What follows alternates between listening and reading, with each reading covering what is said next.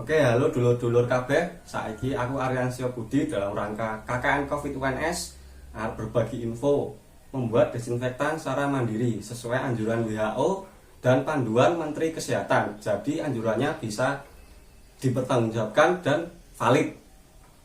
Sebelum kita masuk ke langkah-langkahnya, kita simak dulu panduan sebagai berikut. Oke, kita simak dahulu panduan-panduan hal-hal yang penting yang perlu diperhatikan dalam membuat desinfektan. Sumbernya dari jurnal WHO dan juga panduan Kementerian Kesehatan Republik Indonesia.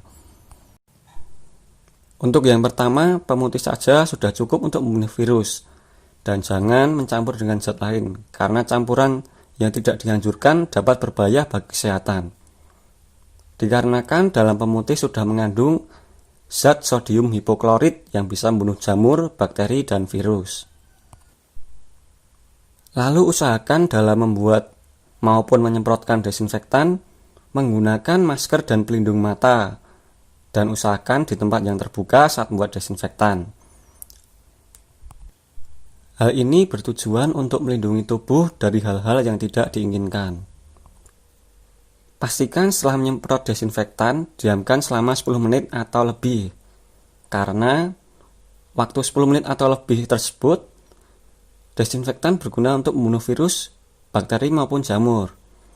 Perlu diketahui, desinfektan bersifat korosi, sehingga jika terkena besi tersebut lama-kelamaan akan timbul karat. Dan perlu diketahui juga, zat sodium hipoklorit berbahaya jika terkena matahari secara langsung karena mudah menguap dan berbahaya bagi mata. Dan sodium hipoklorit ini mudah kadaluarsa.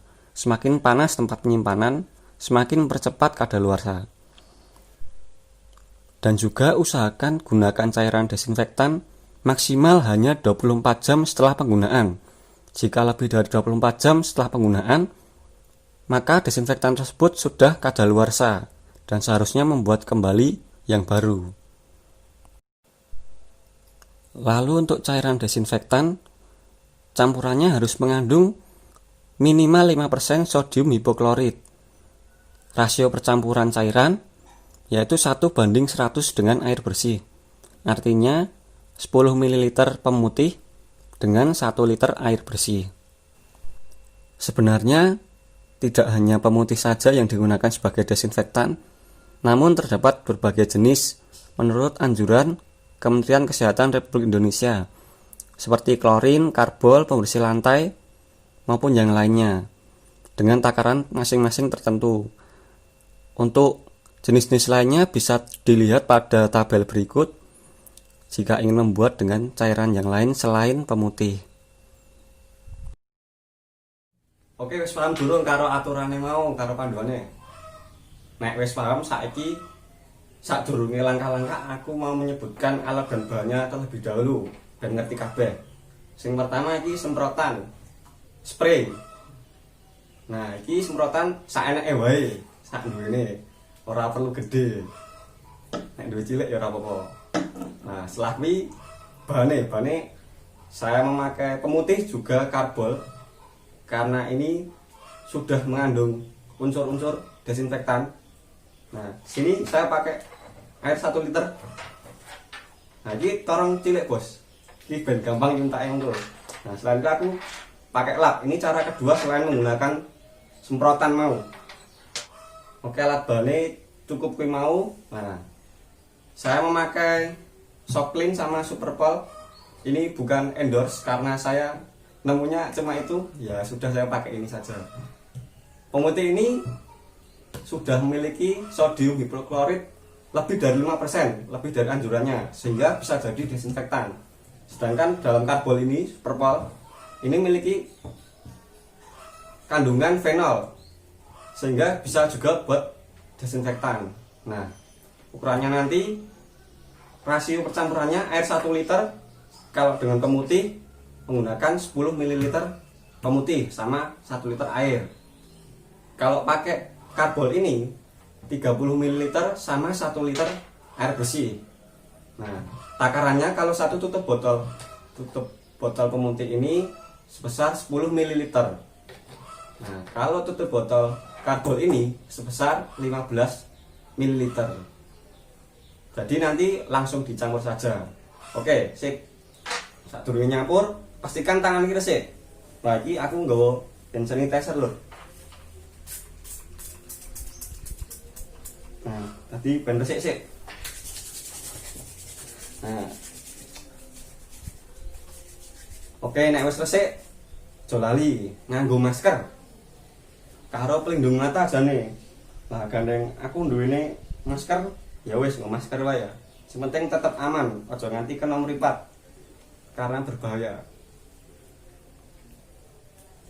Wes langsung wae campur. Saiki pertama nganggo pemutih. Nah, iki tutupnya sebesar 10 ml sama 1 liter air. Wes langsung campur wae, Bos. Wes, rasa suwen-suwen. Campur ya. Wes. Setelah mencampur, saiki langsung dilebokke wae neng semprotan. Lah nganggo iki lho ben penak.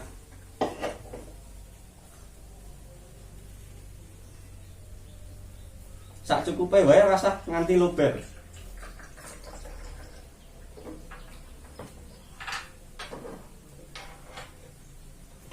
Oke. Yang pertama iki wis dadi. Nah. Carane nganggo langsung disemprot wae sing pertama.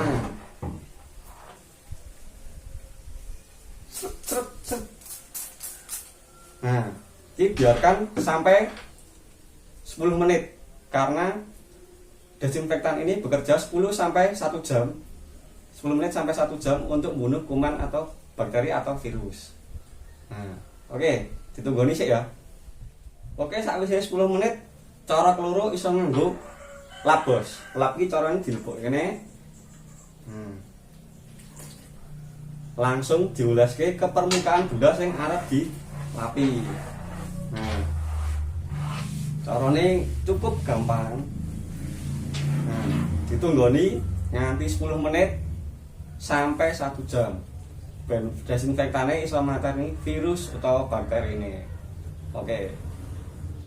Oke lur, sing pemutih wis rampung ya, iki tak tunggoni 10 menit. Dadine saiki sing keloro ya langsung ki nganggo karbol. Karbol iki super sol ya. Iki jerone enek fenol. Nah, nek takarane iki sebesar 30 ml. Nah, nek iki sak tutup iki 15 ml. Dadine cukup dicampur 2 tutup botol saja pada 1 liter air.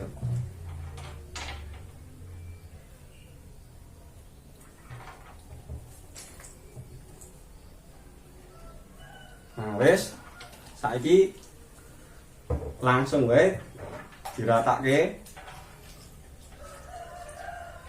Nek diratakke ya wis lebokke semprotane mau.